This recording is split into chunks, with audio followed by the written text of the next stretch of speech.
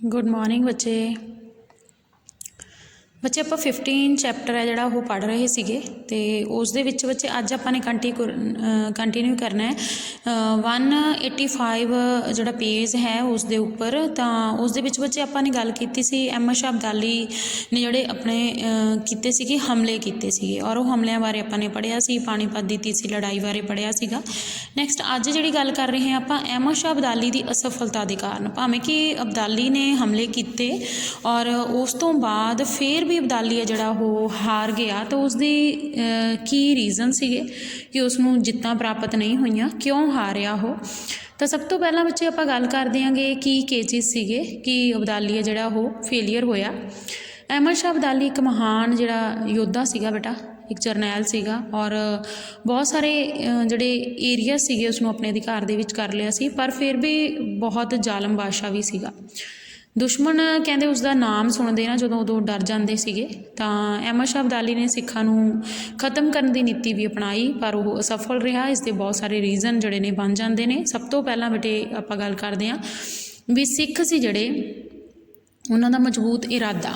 ਹੁਣ ਜਿਹੜੇ ਸਿੱਖ ਸੀ ਬੇਟੇ ਉਹਨਾਂ ਦਾ ਇਰਾਦਾ ਜਿਹੜਾ ਸੀ ਬਹੁਤ ਮਜ਼ਬੂਤ ਸੀਗਾ। ਅਹਿਮਦ ਸ਼ਾਹ ਅਬਦਾਲੀ ਦੀ ਅਸਫਲਤਾ ਦਾ ਇੱਕ ਸਭ ਤੋਂ ਪਹਿਲਾ ਕਾਰਨ ਸਾਡੇ ਕੋਲ ਇਹੀ ਆਉਂਦਾ ਹੈ ਕਿ ਸਿੱਖਾਂ ਦਾ ਮਜ਼ਬੂਤ ਇਰਾਦਾ ਸੀ ਔਰ ਉਹਨਾਂ ਨੇ ਕਿਹੜਾ ਨਾਅਰਾ ਲਾਇਆ ਸੀ, ਰਾਜ ਕਰੇਗਾ ਖਾਲਸਾ।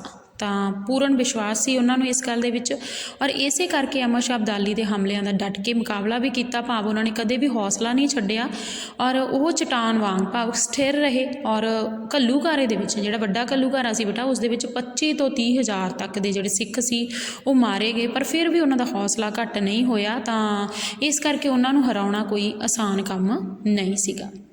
ਨੈਕਸਟ ਅੱਗੇ ਆ ਗਿਆ ਬੱਚੇ ਗੁਰੀਲਾ। ਹੁਣ ਗੁਰੀਲਾ ਵਾਰ ਵੀ ਸੀਗੀ, ਗੁਰੀਲਾ ਯੁੱਧ ਨੀਤੀ ਸੀਗੀ, ਠੀਕ ਹੈ। ਇਹਦੇ ਵਿੱਚ ਆਪਾਂ ਗੱਲ ਕਰਦੇ ਹਾਂ ਕਿ ਸਿੱਖਾਂ ਦੁਆਰਾ ਅਪਣਾਈ ਗਈ ਯੁੱਧ ਨੀਤੀ ਜਿਹੜੀ ਸੀਗੀ ਉਹ ਵੀ ਅਬਦਾਲੀ ਦੀ ਸਫਲਤਾ ਦਾ ਇੱਕ ਰੀਜ਼ਨ ਬਣ ਜਾਂਦੀ ਹੈ।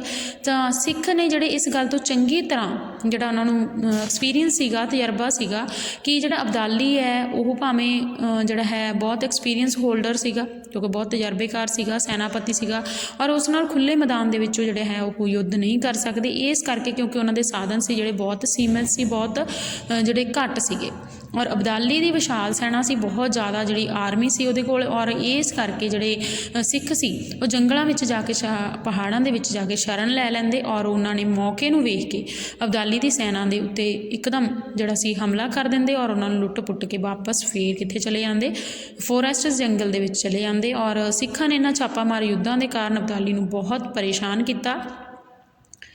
ਜੰਗਨਾਮਾ ਦਾ ਜਿਹੜਾ ਬੇਟੇ ਲੇਖਕ ਹੈ ਕਾਜ਼ੀ ਨੂਰ ਮੁਹੰਮਦ, ਉਸ ਦਾ ਕਹਿਣਾ ਹੈ ਕਿ ਜੇਕਰ ਸਿੱਖਾਂ ਦੀ ਸੈਨਾ ਭੱਜੇ ਤਾਂ ਉਸਨੂੰ ਅਜਿਹਾ ਨਾ ਸਮਝੋ, ਉਹ ਉਹਨਾਂ ਲਈ ਯੁੱਧ ਸੰਬੰਧੀ ਇੱਕ ਚਾਲ ਹੈ, ਉਹਨਾਂ ਦੇ ਦੂਜੇ ਹਮਲੇ ਤੋਂ ਚੇਤਨ ਹੈ।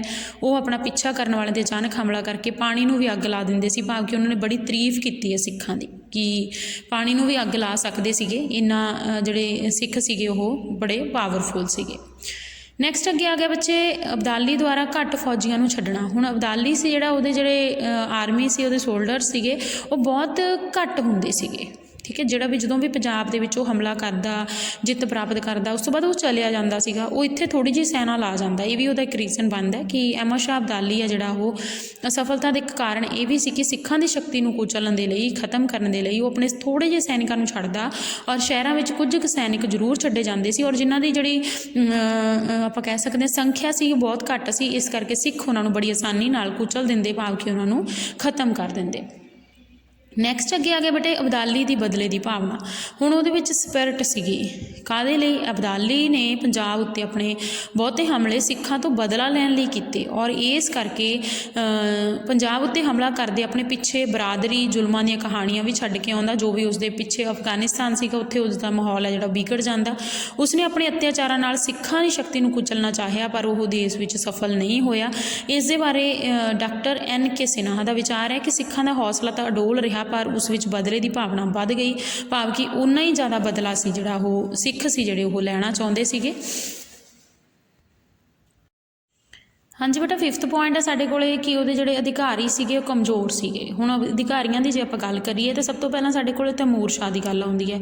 ਤੈਮੂਰ ਸ਼ਾਹ ਕੌਣ ਸੀ ਬੇਟਾ? ਇਹ ਅਬਦਾਲੀ ਦਾ ਪੁੱਤਰ ਸੀਗਾ। ਜਦੋਂ ਉਸਨੂੰ ਪੰਜਾਬ ਦਾ ਜਿਹੜਾ ਸੂਬੇਦਾਰ ਬਣਾ ਕੇ ਅਬਦਾਲੀ ਚੱਲਿਆ ਗਿਆ, ਉਸ ਤੋਂ ਬਾਅਦ ਉਹਨੇ ਕੋਈ ਜ਼ਿਆਦਾ ਵਧੀਆ ਸ਼ਾਸਨ ਨਹੀਂ ਕੀਤਾ ਕਿਉਂਕਿ ਉਹਦੇ ਕੋਲ ਸੂਝ-ਬੂਝ ਦੀ ਘਾਟ ਸੀਗੀ। ਔਰ ਜੇ ਆਪਾਂ ਗੱਲ ਕਰੀਏ ਕਿ ਉਸ ਦੇ ਸਮੇਂ ਸਰਹੰਦ ਦੇ ਜੈਨ ਖਾਂ ਨੇ ਆਪਣੇ ਅਧੀਨ ਜੋ ਵੀ ਸੈਨਿਕ ਕੰਮ ਕਰ ਰਹੇ ਸੀ ਉਸਨੂੰ ਕੋਈ ਪੇਮੈਂਟ ਨਹੀਂ ਦਿੱਤੀ, ਭਾਵ ਕੋਈ ਵੀ ਸੈਲਰੀ ਤਨਖਾਹ ਨਹੀਂ ਦਿੱਤੀ, ਜਿਸ ਕਰਕੇ ਉਹਨਾਂ ਨੇ ਵਿਦਰੋਹ ਕੀਤਾ। ਕਿਉਂਕਿ ਜਦੋਂ ਵੀ ਆਪਾਂ ਗੱਲ ਕਰਦੇ ਹਾਂ ਵੀ ਕੋਈ ਯੁੱਧ ਲਈ ਲੜ ਰਿਹਾ ਹੈ ਕੋਈ, ਠੀਕ ਹੈ, ਉਹਨਾਂ ਦਾ ਵੀ ਆਪਣਾ ਘਰ ਦਾ ਗੁਜ਼ਾਰਾ ਹੁੰਦਾ ਹੈਗਾ, ਅਤੇ ਇਸ ਲਈ ਉਹਨਾਂ ਨੂੰ ਕੋਈ ਤਨਖਾਹ ਨਹੀਂ ਦਿੱਤੀ ਗਈ। ਇਸ ਕਰਕੇ ਵੀ ਜਿਹੜਾ ਹੈ ਉਹਨਾਂ ਦੀ ਸ਼ਕਤੀ ਦਿਨੋਂ ਦਿਨ ਘਟਦੀ ਗਈ।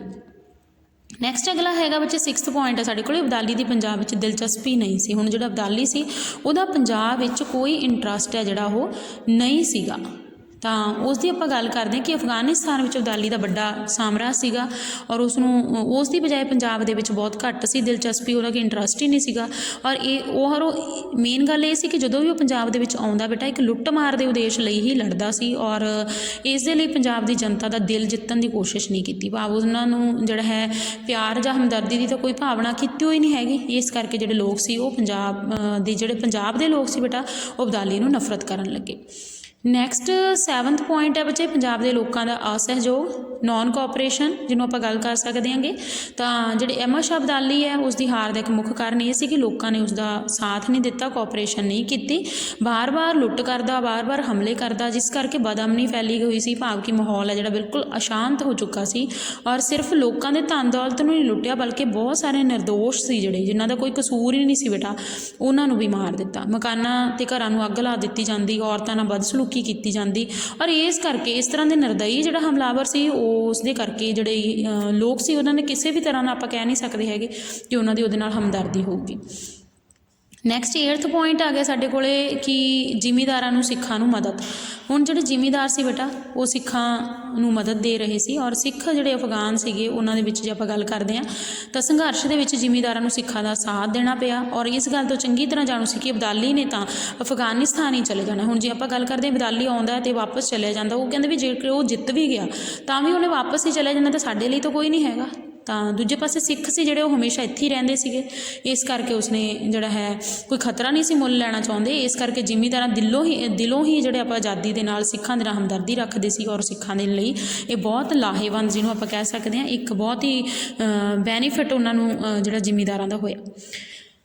ਨੈਕਸਟ ਪੁਆਇੰਟ ਹੈ ਬੇਟੇ 9th, ਸਿੱਖਾਂ ਦਾ ਚਰਿੱਤਰ। ਹੁਣ ਕਰੈਕਟਰ ਆਫ ਦਾ ਸਿੱਖ, ਜਿਹੜੇ ਸਿੱਖ ਸੀ ਉਹਨਾਂ ਦਾ ਕਰੈਕਟਰ ਕਿਹੋ ਜਿਹਾ ਸੀ। ਹੁਣ ਸਿੱਖਾਂ ਦਾ ਚਰਿੱਤਰ ਬਹੁਤ ਅਬਦਾਲੀ ਦੀ ਸਫਲਤਾ ਇੱਕ ਕਾਰਨ ਵੀ ਬਣਦਾ ਕਿਉਂਕਿ ਉਹਨਾਂ ਦਾ ਜਿਹੜਾ ਕਰੈਕਟਰ ਸੀਗੇ ਬੇਟੇ ਉਹਦੇ ਵਿੱਚ ਬਹੁਤ ਸਾਰੇ ਗੁਣ ਸੀਗੇ, ਬਹੁਤ ਸਾਰੇ ਆਪਾਂ ਗੱਲ ਕਰ ਸਕਦੇ ਹਾਂ ਗੁਣ ਕਿਹੜੇ ਸੀਗੇ, ਜਿਵੇਂ ਜਾਨੀ ਦੁਸ਼ਮਣ ਦੀ ਪਰਵਾਹ ਕੀਤੇ ਬਿਨਾਂ ਜਿਹੜਾ ਉਸਨੂੰ ਮਾਰ ਦੇਣਾ, ਭਾਵ ਆਪਣੀ ਜਾਨ ਦੀ ਪਰਵਾਹ ਨਹੀਂ ਸੀ ਕਰਦੇ ਔਰ ਅਨੇਕਾਂ ਔਕੜਾਂ ਦਾ ਸਾਹਮਣਾ ਕਰਦੇ ਸੀ, ਹਮੇਸ਼ਾ ਖੁਸ਼ ਰਹਿੰਦੇ ਸੀਗੇ ਔਰ ਜਿਹਦੇ ਕੋਲੇ ਹਥਿਆਰ ਨਹੀਂ ਸੀ ਹੁੰਦਾ, ਕੋਈ ਵੀ ਵੈਪਨਸ ਵਗੈਰਾ ਨਹੀਂ ਹੁੰਦੇ ਸੀ ਤਾਂ ਉਹਦੇ 'ਤੇ ਕਦੇ ਹਮਲਾ ਨਹੀਂ ਸੀ ਕਰਦੇ ਔਰ ਇਸਤਰੀਆਂ ਦੇ ਬੱਚਿਆਂ ਦਾ ਪੂਰਾ ਸਤਿਕਾਰ ਕਰਦੇ ਸੀਗੇ ਔਰ ਉਸ ਦਾ ਸੰਬੰਧ ਦੁਸ਼ਮਣਾਂ ਨਾਲ ਕਿਉਂ ਨਾ ਹੋਵੇ, ਭਾਵ ਕਿ ਦੁਸ਼ਮਣ ਦੀ ਇਸਤਰੀਆਂ ਹੁੰਦੀਆਂ ਭਾਵੇਂ ਦੁਸ਼ਮਣ ਦੇ ਬੱਚੇ ਹੁੰਦੇ ਫਿਰ ਵੀ ਉਹਨਾਂ ਦੀ ਰਿਸਪੈਕਟ ਕਰਦੇ, ਉਹਨਾਂ ਦੀ ਕੇਅਰ ਕਰਦੇ।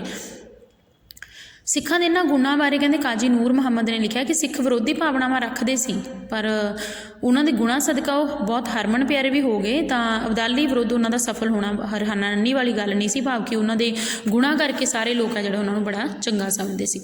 ਨੈਕਸਟ ਅੱਗੇ ਪੁਆਇੰਟ ਹੈ ਬੱਚੇ ਕਿ ਸਿੱਖਾਂ ਦੇ ਯੋਗ ਨੇਤਾ। ਹੁਣ ਜਿਹੜੇ ਲੀਡਰ ਸੀਗੇ ਸਿੱਖਾਂ ਦੇ ਉਹ ਬੜੇ ਯੋਗ ਸੀਗੇ, ਕੈਪੇਬਲ ਸੀਗੇ। ਅਹਿਮਦ ਸ਼ਾਹ ਅਬਦਾਲੀ ਸਿੱਖਾਂ ਦੀ ਜਿੱਤ ਦਾ ਮਹੱਤਵਪੂਰਨ ਕਾਰਨ ਉਹਨਾਂ ਦਾ ਯੋਗ ਨੇਤਾ ਸੀ ਔਰ ਸਿੱਖ ਪੰਥ ਲਈ ਬੜੀ ਔਕੜਾਂ ਭਰੇ ਸਮੇਂ ਦੇ ਵਿੱਚ ਉਹਨਾਂ ਨੇ ਯੋਗ ਲੀਡਰਸ਼ਿਪ ਕੀਤੀ ਔਰ ਨਵਾਬ ਕਪੂਰ ਸਿੰਘ ਦਾ ਨਾਮ ਆਉਂਦਾ, ਉਹਦੇ ਵਿੱਚ ਜੱਸਾ ਸਿੰਘ ਆਹਲੂਵਾਲੀਆ ਦਾ ਨਾਮ ਆਉਂਦਾ, ਜੱਸਾ ਸਿੰਘ ਰਾਮਗੜੀਆ ਦਾ ਨਾਮ, ਚੜਤ ਸਿੰਘ, ਆਲਾ ਸਿੰਘ, ਲਹਿਣਾ ਸਿੰਘ ਭੰਗੀ, ਬਹੁਤ ਸਾਰੇ ਨੇ ਜਿਨ੍ਹਾਂ ਦੇ ਨਾਮ ਆਉਂਦੇ ਨੇ ਜਿਨ੍ਹਾਂ ਦੀ ਲੀਡਰਸ਼ਿਪ ਹੈ ਜਿਹੜੀ ਬਹੁਤ ਵਧੀਆ ਸੀਗੀ ਔਰ ਇਸ ਕਰਕੇ ਜਿਹੜਾ ਹੈ ਉਹ ਯੋਗ ਰਹੇ। ਨੈਕਸਟ ਅੱਗੇ ਆ ਗਿਆ ਬੱਚੇ ਅੰਮ੍ਰਿਤਸਰ ਦਾ ਯੋਗਦਾਨ। ਹੁਣ ਆਪਾਂ ਕਹਿ ਸਕਦੇ ਹਾਂ ਅੰਮ੍ਰਿਤਸਰ ਸਿੱਖ ਅਫਗਾਨ ਸੀ ਜਿਹੜੇ ਸੰਘਰਸ਼ ਵਿੱਚ ਅੰਮ੍ਰਿਤਸਰ ਦਾ ਬਹੁਤ ਹੀ ਯੋਗਦਾਨ ਰਿਹਾ ਔਰ ਇਸ ਜਿਹੜੇ ਸਿੱਖ ਸੀਗੇ ਉਹਨਾਂ ਦੇ ਵਿੱਚ ਸੁਰੱਖਿਆ ਲਈ ਕੁਰਬਾਨ ਹੋਣ ਦੀ ਜਿਹੜੀ ਭਾਵਨਾ ਸੀ ਉਹਨਾਂ ਦੇ ਵਿੱਚ ਹੁੰਦੀ ਸੀਗੀ। ਤਾਂ ਜਿਹਦੀ ਆਪਾਂ ਗੱਲ ਕਰਦੇ ਆਂਗੇ ਅੰਮ੍ਰਿਤਸਰ ਦੀ, ਅਤੇ ਇਸ ਦੇ ਵਿੱਚ ਬੱਚੇ ਆਪਾਂ ਗੱਲ ਕਰਦੇ ਆਂਗੇ ਕਿ ਫਖਰ ਦੇ ਨਾਲ ਲੜਦੇ ਸੀ ਸਿੱਖ ਸੀ ਜਿਹੜੇ ਉਹ ਦੁਸ਼ਮਣਾਂ ਦੇ ਹਮਲਾ ਕਰਨ ਤੋਂ ਪਹਿਲਾਂ ਹੀ ਹਰਿਮੰਦਰ ਸਾਹਿਬ ਵਿੱਚ ਇਕੱਠੇ ਹੁੰਦੇ, ਪਵਿੱਤਰ ਸਰੋਵਰ ਵਿੱਚ ਇਸ਼ਨਾਨ ਕਰਦੇ ਔਰ ਅਕਾਲ ਤਖਤ ਦੇ ਵਿੱਚ ਆਪਣੇ ਗੁਰਮੱਤੇ ਵੀ ਲੈਂਦੇ ਸੀ, ਭਾਵ ਗੁਰੂ ਦਾ ਮੱਤ ਮੀਨਿੰਗ ਗੁਰਮੱਤਾ ਲੈਂਦੇ ਔਰ ਗੁਰਮੱਤੇ ਪਾਸ ਕਰਨ ਤੋਂ ਬਾਅਦ ਜੋ ਵੀ ਫੈਸਲਾ ਹੁੰਦਾ ਉਹ ਤੋਂ ਉਹ ਪਿੱਛੇ ਨਹੀਂ ਹਟਦੇ ਸੀ ਔਰ ਕੋਈ ਵੀ ਸਿੱਖ ਹੈ ਜਿਹੜਾ ਗੁਰਮੱਤਿਆਂ ਨੂੰ ਨਾ ਮੰਨਣ ਦਾ ਤਾਂ ਮਤਲਬ ਹੀ ਨਹੀਂ ਸੀਗਾ। ਔਰ ਅਸਲ ਵਿੱਚ ਅੰਮ੍ਰਿਤਸਰ ਸਿੱਖਾਂ ਦੀ ਏਕਤਾ ਦੀ ਅਤੇ ਆਜ਼ਾਦੀ ਦਾ ਸੂਚਕ ਵੀ ਸੀਗਾ, ਕਿਉਂਕਿ ਅਬਦਾਲੀ ਨੇ ਹਰਿਮੰਦਰ ਸਾਹਿਬ ਨੂੰ ਢਾਹ ਦਿੱਤਾ ਸੀਗਾ ਔਰ ਸਰੋਵਰ ਨੂੰ ਜਿਹੜਾ ਹੈ ਭਰ ਦਿੱਤਾ ਸੀਗਾ ਗੰਦਗੀ ਦੇ ਨਾਲ। ਸਿੱਖਾਂ ਨੂੰ ਖਤਮ ਕਰਨ ਦਾ ਬਹੁਤ ਯਤਨ ਕੀਤੇ, ਪਰ ਫਿਰ ਵੀ ਜਿਹੜੇ ਸਿੱਖ ਸੀ ਉਹ ਹਮੇਸ਼ਾ ਅਡੋਲ ਹੀ ਰਹੇ। ਹਾਂਜੀ ਬੱਚੇ, ਨੈਕਸਟ ਪੁਆਇੰਟ ਹੈ ਸਾਡੇ ਕੋਲ 12ਵਾਂ ਪੁਆਇੰਟ ਹੈ ਅਬਦਾਲੀ ਦੀ ਕਮਜ਼ੋਰ ਆਰਥਿਕ ਹਾਲਤ। ਹੁਣ ਆਰਥਿਕ ਹਾਲਤ ਕੀ ਹੁੰਦੀ ਹੈ ਬੱਚੇ? ਫਾਈਨੈਂਸ਼ੀਅਲੀ ਜਿਹੜੀ ਕੰਡੀਸ਼ਨ ਸੀ, ਉਹਦੀ ਪੋਜੀਸ਼ਨ ਸੀਗੀ ਉਹ ਬਹੁਤ ਵੀਕ ਸੀਗੀ। ਔਰ ਇਸ ਦੇ ਵਿੱਚ ਆਪਾਂ ਗੱਲ ਕਰਦੇ ਹਾਂ ਕਿ ਜਿਹੜਾ ਅਬਦਾਲੀ ਦੀ ਜਿਹੜੀ ਆਰਥਿਕ ਹਾਲਤ ਸੀ ਉਹ ਵੀਕ ਰੀਜ਼ਨ ਬਣਦੀ ਹੈ ਕਿ ਉਹ ਜੇਤੂ ਨਹੀਂ ਰਿਹਾ। ਔਰ ਅਬਦਾਲੀ ਦੀ ਸੈਨਾ ਸੀ ਜਿਹੜੀ, ਉਸ ਦੇ ਵਿੱਚ ਜੇ ਆਪਾਂ ਗੱਲ ਕਰੀਏ ਖਰਚੇ ਲਈ ਬਹੁਤ ਧਨ ਦੀ ਲੋੜ ਪੈਂਦੀ ਸੀ। ਹੁਣ ਜਦੋਂ ਯੁੱਧ ਕਰਦਾ ਸੀ ਬੱਚੇ, ਸੈਨਾ ਆਉਂਦੀ ਸੀ ਤਾਂ ਉਸ ਲਈ ਬਹੁਤ ਸਾਰਾ ਖਰਚਾ ਵੀ ਕਰਨਾ ਪੈਂਦਾ ਸੀ। ਸ਼ੁਰੂ ਦੇ ਵਿੱਚ ਤਾਂ ਉਹਨੇ ਭਾਰਤ ਵਿੱਚੋਂ ਬਹੁਤ ਸਾਰੀ ਧਨ ਦੌਲਤ ਲੁੱਟ ਲਈ, ਪਰ ਬਾਅਦ ਵਿੱਚ ਸਿੱਖਾਂ ਨੇ ਸ਼ਕਤੀਸ਼ਾਲੀ ਹੋਣ ਦੇ ਕਾਰਨ ਉਸ ਨੂੰ ਹਾਰ ਦਾ ਸਾਹਮਣਾ ਕਰਨਾ ਪਿਆ, ਜਿਸ ਕਰਕੇ ਉਸ ਨੂੰ ਕੋਈ ਵੀ ਧਨ ਦੌਲਤ ਜਿਹੜਾ ਨਹੀਂ ਲੁੱਟ ਸਕਿਆ, ਜਾਂ ਜੋ ਵੀ ਲੁੱਟੀ ਤਾਂ ਉਹ ਸਿੱਖਾਂ ਨੇ ਜਾਂਦੇ ਸਮੇਂ ਜਿਹੜਾ ਹੈ ਉਹ ਉਹਨਾਂ ਤੋਂ ਲੁੱਟ ਲਈ।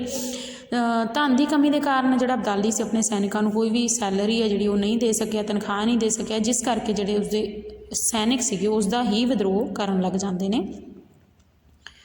ਨੈਕਸਟ ਬੱਚੇ ਅਗਲਾ ਪੁਆਇੰਟ ਹੈ ਸਾਡੇ ਕੋਲ ਅਫਗਾਨਿਸਤਾਨ ਵਿੱਚ ਵਿਦਰੋਹ। ਹੁਣ ਅਫਗਾਨਿਸਤਾਨ ਦੇ ਵਿੱਚ ਵੀ ਵਿਦਰੋਹ ਹੋਣਾ ਲਾਜ਼ਮੀ ਸੀ, ਕਿਉਂਕਿ ਅਹਿਮਦ ਸ਼ਾਹ ਅਬਦਾਲੀ ਹੈ ਜਿਹੜਾ ਕਾਫੀ ਵਿਸ਼ਾਲ ਸ਼ਾਸਨ ਸੀਗਾ ਉਸਦਾ, ਔਰ ਏਡੇ ਵੱਡੇ ਸਾਮਰਾਜ ਨੂੰ ਕਾਬੂ ਵਿੱਚ ਰੱਖਣਾ ਜਿਹੜਾ ਔਖਾ ਸੀਗਾ। ਔਰ ਜਦੋਂ ਵੀ ਅਬਦਾਲੀ ਨੇ ਪੰਜਾਬ 'ਤੇ ਹਮਲਾ ਕਰਨ ਦਾ ਇੱਕ ਸੁਨਹਿਰੀ ਮੌਕਾ ਮਿਲਿਆ ਤਾਂ ਅਫਗਾਨਿਸਤਾਨ ਦੇ ਵਿੱਚ ਕੋਈ ਨਾ ਕੋਈ ਵਿਦਰੋਹ ਹੋ ਜਾਂਦਾ, ਕੋਈ ਨਾ ਕੋਈ ਲੜਾਈ ਝਗੜਾ ਹੋ ਜਾਂਦਾ। ਅਫਗਾਨਿਸਤਾਨ ਵਿੱਚ ਵਾਰ-ਵਾਰ ਜਾਣ ਕਰਕੇ ਜਿਹੜਾ ਹੈ ਉਹ ਲੋੜੀ ਦਾ ਧਿਆਨ ਹੀ ਨਹੀਂ ਦੇ ਸਕਿਆ, ਪੰਜਾਬ ਵੱਲ ਵੀ ਧਿਆਨ ਨਹੀਂ ਦੇ ਸਕਿਆ ਔਰ ਪ੍ਰੋਪਰ ਜਿਹੜਾ ਹੈ ਅਫਗਾਨਿਸਤਾਨ ਵਿੱਚ ਵੀ ਧਿਆਨ ਨਹੀਂ ਦੇ ਸਕਿਆ। ਔਰ ਸਿੱਖਾਂ ਨੇ ਇਸ ਸਥਿਤੀ ਦਾ ਪੂਰਾ ਲਾਭ ਉਠਾਇਆ। ਜਦੋਂ ਵੀ ਉਹ ਵਾਪਸ ਚਲਿਆ ਜਾਂਦਾ ਤਾਂ ਉਸ ਦਾ ਕਦੇ ਉਸ ਦੇ ਇਲਾਕਿਆਂ 'ਤੇ ਕਬਜ਼ਾ ਕਰ ਲੈਂਦੇ, ਕਦੇ ਜਾਂਦੇ ਹੋਏ ਉਸਦੀ ਧਨ ਦੌਲਤ ਲੁੱਟ ਲੈਂਦੇ, ਅਤੇ ਇਹ ਵੀ ਇੱਕ ਕਾਰਨ ਹੈ ਜਿਹੜਾ ਉਸਦਾ ਬਣ ਜਾਂਦਾ।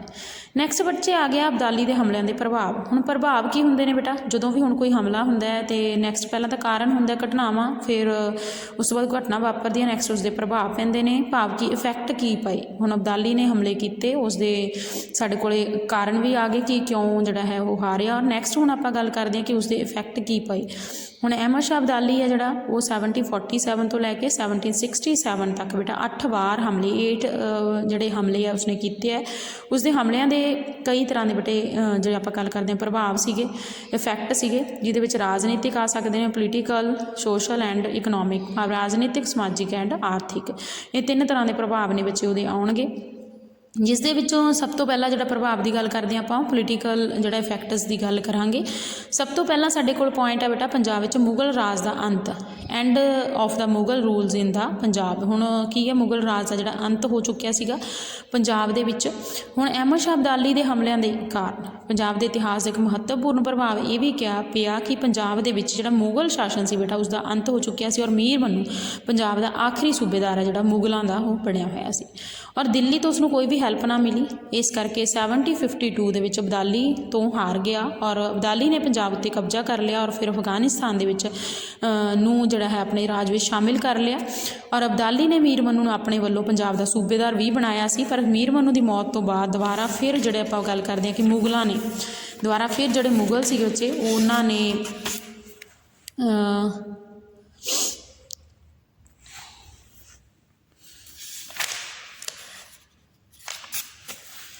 ਦੁਬਾਰਾ ਜਿਹੜੇ ਬੇਟੇ ਮੁਗਲ ਸੀ ਉਹਨਾਂ 'ਤੇ ਕਬਜ਼ਾ ਕਰਨ ਦਾ ਯਤਨ ਕੀਤਾ, ਪਰ ਅਬਦਾਲੀ ਨੇ ਇਹਨਾਂ ਨੂੰ ਸਫਲ ਨਾ ਹੋਣ ਦਿੱਤਾ, ਔਰ ਇਸ ਕਰਕੇ ਪੰਜਾਬ ਦੇ ਵਿੱਚ ਮੁਗਲਾਂ ਦਾ ਹਮੇਸ਼ਾ ਜਿਹੜਾ ਸ਼ਾਸਨ ਸੀ ਹਮੇਸ਼ਾ ਲਈ ਖਤਮ ਹੋ ਗਿਆ। ਨੈਕਸਟ ਅੱਗੇ ਆ ਗਿਆ ਬੇਟੇ ਸਾਡੇ ਕੋਲ ਪੰਜਾਬ ਵਿੱਚ ਮਰਾਠਾ ਸ਼ਕਤੀ ਦਾ ਅੰਤ। ਜਿਹੜੇ ਮਰਾਠੇ ਸੀਗੇ ਉਹਨਾਂ ਦੀ ਪਾਵਰ ਜਿਹੜੀ ਹੈਗੀ ਸੀ ਉਹ ਖਤਮ ਹੋ ਗਈ ਸੀ, ਔਰ ਇਸ ਦੀ ਗੱਲ ਕਰਦੇ ਹਾਂ ਕਿ ਜਲੰਧਰ ਦਾ ਫੌਜਦਾਰ ਅਦੀਨਾ ਬੇਗ ਸੀ ਜਿਹੜਾ ਪੰਜਾਬ ਦਾ ਸੂਬੇਦਾਰ ਬਣਨ ਦੇ ਸੁਪਨੇ ਵੇਖ ਰਿਹਾ ਸੀ। ਇਸ ਉਦੇਸ਼ ਦੇ ਲਈ ਉਸਨੇ ਮਰਾਠਿਆਂ ਨੂੰ ਪੰਜਾਬ 'ਤੇ ਆਉਣ ਦਾ ਸੱਦਾ ਦਿੱਤਾ, ਔਰ ਸਿੱਖਾਂ ਨਾਲ ਇੱਕ ਰਿਲੇਸ਼ਨਸ਼ਿਪ ਬਣਾਇਆ, ਗੱਠਜੋੜ ਬਣਾਇਆ, ਔਰ 1758 ਦੇ ਵਿੱਚ ਮਰਾਠਿਆਂ ਨੇ ਤੈਮੂਰ ਸ਼ਾਹ ਨੂੰ ਹਰਾ ਕੇ ਪੰਜਾਬ 'ਤੇ ਕਬਜ਼ਾ ਕਰ ਲਿਆ, ਔਰ 75 ਲੱਖ ਰੁਪਇਆ ਸਾਲਾਨਾ ਸੀ ਜਿਹੜਾ ਉਸਨੂੰ ਅਦੀਨਾ ਬੇਗ ਨੂੰ ਦੇਣ ਦਾ ਜਿਹੜਾ ਹੈ ਔਰ ਨਿਯੁਕਤ ਕਰ ਦਿੱਤਾ, ਔਰ ਪਰ ਛੇਤੀ ਹੀ ਉਸਦੀ ਮੌਤ ਹੋ ਗਈ। ਮਰਾਠਿਆਂ ਨੇ ਸੰਭਾ ਜੀ ਦੇ ਪੰਜਾਬ ਦਾ ਸੂਬੇਦਾਰ ਵੀ ਨਿਯੁਕਤ ਕੀਤਾ, ਔਰ ਅਬਦਾਲੀ ਨੇ ਉਸਨੂੰ 1759 ਦੇ ਵਿੱਚ ਹਰਾ ਦਿੱਤਾ ਸੰਭਾ ਜੀ ਨੂੰ। ਔਰ ਅਬਦਾਲੀ ਨੇ 14 ਜਨਵਰੀ ਜਿਹਦੇ ਆਪਾਂ ਗੱਲ ਕਰਦੇ ਹਾਂ 14 ਜਨਵਰੀ 1761 ਦੇ ਵਿੱਚ ਅਬਦਾਲੀ ਨੇ ਤੀਸਰੀ ਪਾਣੀਪਤ ਦੀ ਲੜਾਈ ਹੈ ਮਰਾਠਿਆਂ ਨੂੰ ਕਰਾਰੀ ਹਾਰ ਦਿੱਤੀ, ਔਰ ਅਬਦਾਲੀ ਨੇ ਜਿਹੜਾ ਹੈ ਮਰਾਠਿਆਂ ਦੀ ਸ਼ਕਤੀ ਦਾ ਹਮੇਸ਼ਾ ਲਈ ਜਿਹੜਾ ਅੰਤ ਸੀ ਬੇਟਾ ਉਹ ਕਰ ਦਿੱਤਾ। ਇਹ ਬੇਟੇ ਆਪਾਂ ਨੇ ਪਾਣੀਪਤ ਦੀ ਲੜਾਈ ਆਪਾਂ ਪਹਿਲਾਂ ਵੀ ਪੜ੍ਹ ਚੁੱਕੇ ਆਂਗੇ, ਠੀਕ ਹੈ, ਕਿ ਅਬਦਾਲੀ ਨੇ ਜਿਹੜਾ ਹੈ ਉਸ ਦਾ ਅੰਤ ਹੈ ਜਿਹੜਾ ਉਹ ਕਰ ਦਿੱਤਾ ਸੀਗਾ। ਹਾਂਜੀ ਬੱਚਾ, ਸਮਾਜਿਕ ਪ੍ਰਭਾਵ ਨੇ। ਸਮਾਜਿਕ ਪ੍ਰਭਾਵ ਦੇ ਵਿੱਚ ਆਪਾਂ ਗੱਲ ਕਰਦੇ ਹਾਂ ਸੋਸ਼ਲ ਇਫੈਕਟ, ਤਾਂ ਇਹਦੇ ਵਿੱਚ ਆ ਜਾਂਦਾ ਕਿ ਸਮਾਜਿਕ ਬੁਰਾਈਆਂ ਵਿੱਚ ਵਾਧਾ। ਹੁਣ ਉਸ ਦੇ ਸਮੇਂ ਆਪਾਂ ਗੱਲ ਕਰਦੇ ਹਾਂ ਕਿ ਅਹਿਮਦ ਸ਼ਾਹ ਅਬਦਾਲੀ ਦੇ ਹਮਲਿਆਂ ਦੇ ਸਮੇਂ ਪੰਜਾਬ ਵਿੱਚ ਅਨੇਕਾਂ ਬੁਰਾਈਆਂ ਨੂੰ ਜਿਹੜਾ ਉਤਸ਼ਾਹ ਮਿਲਿਆ, ਕਿਉਂਕਿ ਲੋਕ ਸੀ ਸਵਾਰਥੀ ਹੋ ਗਏ ਸੀ, ਅਪਰਾਧ ਹੋਣ ਲੱਗਿਆ, ਲੁੱਟ ਮਾਰ ਕਤਲ ਬਹੁਤ ਜ਼ਿਆਦਾ ਹੋਣ ਲੱਗਿਆ ਸੀ। ਔਰ ਨੈਕਸਟ ਸੀਗਾ ਪੰਜਾਬ ਦੇ ਲੋਕਾਂ ਦਾ ਬਹਾਦਰ ਹੋਣਾ। ਜਿਹੜੇ ਪੰਜਾਬ ਦੇ ਪਿਊਪਲ ਸੀ ਉਹ ਬਰੇਵ ਸੀ, ਔਰ ਇਸ ਦੇ ਸਿੱਟੇ ਵਜੋਂ ਲੋਕਾਂ ਨੇ ਬਹਾਦਰੀ ਦੇ ਨਾਲ ਅਬਦਾਲੀ ਦੇ ਹਮਲਿਆਂ ਦਾ ਮੁਕਾਬਲਾ ਵੀ ਕੀਤਾ, ਔਰ ਉਹਨਾਂ ਦੀ ਲੁੱਟਮਾਰ ਤੋਂ ਰੱਖਿਆ ਲਈ ਲੋਕਾਂ ਨੂੰ ਸ਼ਸਤਰ ਚੁੱਕਣੇ, ਭਾਵ ਕਿ ਹਥਿਆਰ ਚਲਾਉਣੇ ਆ ਜਿਹੜੇ ਉਹ ਮੰਨ ਲਏ। ਲਾਸਟ ਵਿੱਚ ਜੋ ਜਾ ਕੇ ਜਿਹੜਾ ਹੈ ਮਿਸਲਾਂ ਜਿਹੜੀਆਂ ਨੇ ਅੱਗੇ ਜਾ ਕੇ ਬਣ ਜਾਂਦੀਆਂ ਨੇਗੀਆਂ। ਪੰਜਾਬੀਆਂ ਦਾ ਖਰਚੀਲਾ ਸੁਭਾਅ। ਹੁਣ ਅਬਦਾਲੀ ਦੀ ਇੱਕ ਮੇਨ ਕਾਰਨ ਇਹ ਵੀ ਸੀਗਾ, ਪ੍ਰਭਾਵ ਪਿਆ ਕਿ ਅਬਦਾਲੀ ਜਦੋਂ ਵੀ ਆਉਂਦਾ, ਜੋ ਵੀ ਉਹਨਾਂ ਨੇ ਧਨ ਵਗੈਰਾ ਜੋ ਵੀ ਜੋੜਿਆ ਹੁੰਦਾ ਸੀ ਉਹ ਸਾਰੇ ਕਾਸੇ ਨੂੰ ਲੁੱਟ ਕੇ ਲੈ ਜਾਂਦਾ, ਔਰ ਲੋਕਾਂ ਨੇ ਸੋਚਿਆ ਕਿ ਅਸੀਂ ਜੋੜਦੇ ਹਾਂ, ਠੀਕ ਹੈ, ਔਰ ਉਸ ਤੋਂ ਬਾਅਦ ਸਾਨੂੰ ਲੱਗਦਾ ਕਿ ਸ਼ਾਇਦ ਸਾਡਾ ਜੀਵਨ ਸੁਖਾਲਾ ਹੋਊ ਜਾਂ ਸਾਡੇ ਲੋੜ ਪਊਗੀ, ਅਸੀਂ ਕੰਮ ਆ ਸਕਦਾ, ਤਾਂ ਪਰ ਇਹ ਤਾਂ ਅਬਦਾਲੀ ਨਹੀਂ ਲੈ ਜਾਣਾ। ਇਸ ਕਰਕੇ ਲੋਕਾਂ ਨੇ ਇੱਕ ਅਖਾਣ ਬਣਾ ਲਿਆ ਕਿ ਖਾਧਾ ਪੀਤਾ ਲਾਹੇ ਦਾ, ਰਹਿੰਦਾ ਅਹਿਮਦ ਸ਼ਾਹੇ ਦਾ। ਸਿੱਖਾਂ ਦੇ ਅਫਗਾਨਾਂ ਵਿੱਚ ਦੁਸ਼ਮਣੀ ਵਿੱਚ ਵਾਧਾ। ਹੁਣ ਅਬਦਾਲੀ ਦੇ ਹਮਲਿਆਂ ਦੇ ਕਾਰਨ ਸਿੱਖਾਂ ਦੇ ਜਿਹੜੇ ਮੁਸਲਮਾਨ ਸੀ ਆਪਸੀ ਦੁਸ਼ਮਣੀ ਵਿੱਚ ਬਹੁਤ ਜ਼ਿਆਦਾ ਵਾਧਾ ਹੋ ਗਿਆ, ਔਰ ਉਹਨਾਂ ਨੇ ਜਿਹਾਦ ਦਾ ਨਾਅਰਾ ਲਾਇਆ। ਜਿਹਾਦ ਹੁੰਦਾ ਬੇਟਾ ਧਰਮ ਯੁੱਧ, ਔਰ ਇਸਲਾਮ ਦੇ ਨਾਂ 'ਤੇ ਬਹੁਤ ਸਾਰੇ ਸਿੱਖਾਂ 'ਤੇ ਅਤਿਆਚਾਰ ਕੀਤੇ, ਉਹਨਾਂ ਦੇ ਧਾਰਮਿਕ ਸਥਾਨਾਂ ਨੂੰ ਢਾਹ ਦਿੱਤਾ ਗਿਆ, ਇੱਥੋਂ ਤੱਕ ਕਿ ਹਰਿਮੰਦਰ ਸਾਹਿਬ ਨੂੰ ਵੀ ਢਹਿ ਢੇਰੀ ਕਰ ਦਿੱਤਾ ਗਿਆ। ਨੈਕਸਟ ਅੱਗੇ ਆ ਗਿਆ ਵਿੱਚ ਇਕਨੋਮਿਕ ਐਂਡ ਕਲਚਰ ਇਫੈਕਟ।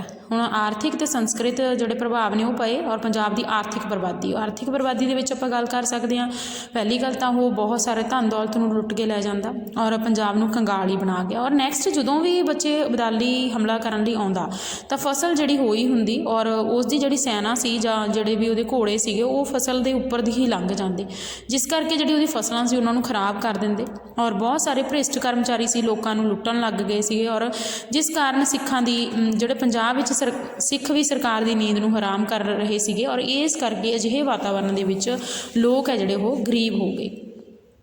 ਔਰ ਨੈਕਸਟ ਅੱਗੇ ਆ ਗਿਆ ਬੇਟੇ ਆਰਟ ਅਤੇ ਕਲਚਰ ਨੂੰ ਧੱਕਾ। ਹੁਣ ਆਰਟ ਹੈ ਜਿਹੜਾ ਕਲਚਰ ਹੈ ਉਸ ਨੂੰ ਵੀ ਧੱਕਾ ਲੱਗਿਆ। ਹੁਣ ਅਬਦਾਲੀ ਦੇ ਹਮਲਿਆਂ ਸਮੇਂ ਲੋਕਾਂ ਨੂੰ ਆਪਣੇ ਬਚਾਅ ਲਈ ਸੀਗੀ ਗੱਲ, ਠੀਕ ਹੈ, ਸੁੰਦਰ ਮੰਦਰ ਭਵਨ ਨੂੰ ਤਬਾਹ ਕਰ ਦਿੱਤਾ ਗਿਆ, ਔਰ ਲੋਕਾਂ ਤੋਂ ਸਾਹਿਤ ਲਿਖਿਆ ਹੀ ਨਹੀਂ ਗਿਆ, ਨਵਾਂ ਸਾਹਿਤ ਲਿਖਿਆ ਨਹੀਂ ਗਿਆ, ਔਰ ਜਿਹੜਾ ਪੁਰਾਣਾ ਸੀ ਉਸ ਨੂੰ ਤਹਿਸ ਨਹਿਸ ਕਰਾ ਦਿੱਤਾ, ਉਸ ਨੂੰ ਜਿਹੜਾ ਹੈ ਖਤਮ ਹੋ ਗਿਆ। ਇਹ ਜਿਹੜੇ ਸੀਗੇ ਬੱਚੇ ਅਬਦਾਲੀ ਦੇ ਹਮਲਿਆਂ ਦੇ ਜਿਹੜੇ ਪ੍ਰਭਾਵ ਨੇ ਉਹ ਇਹ ਸੀਗੇ।